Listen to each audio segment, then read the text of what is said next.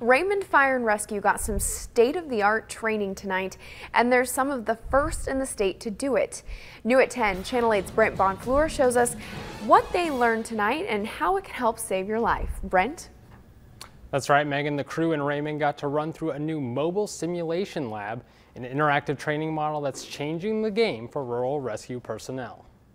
Take a look at the future of EMS training in Nebraska. This 44-foot, $1 million truck is part of Simulation in Motion Nebraska, a program from the University of Nebraska Medical Center that focuses on bringing high-tech simulation training to Nebraska's rural emergency agencies that may otherwise never get the opportunity to practice life and death scenarios. Because there are certain things that you only do a handful of times in your career, and we can simulate those things in the trucks, and it can be something that if you ever had to do it, you may question, gosh, I haven't done that since I went to school originally.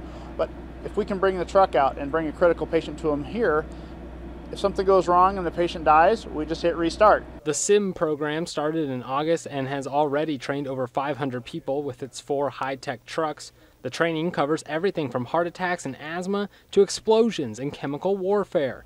Each truck has a realistic emergency room in the front where medical crews can get hands-on training with mannequins that are as real to life as possible. When you have mannequins that have pulses and they talk and they act just like a human basically would, including they breathe in, they breathe out, and you can feel the air come out. Sometimes that's a little bit too awesome, but after they settle in a little bit, after they kind of get the feel of things, they love it. The back of the truck is designed exactly like the back of an ambulance for EMS workers to practice what it'd be like having a human patient. We just don't get very much scenario-based training. The scenario-based training we do get, it's just pulling somebody up saying, hey, you're the patient.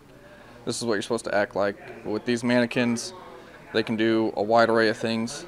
The crew in Raymond got a rundown of what they'd be working on, then divided into groups and headed inside to practice different scenarios. Each scenario lasts about 15 minutes with cameras and microphones throughout the truck that monitor how the crew is performing in real time.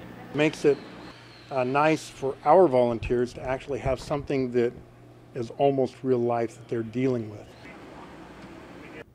The station in Raymond is the first station to use the lab in Lancaster County. They have several more stops this week, and their goal is to train 500 agencies across the state.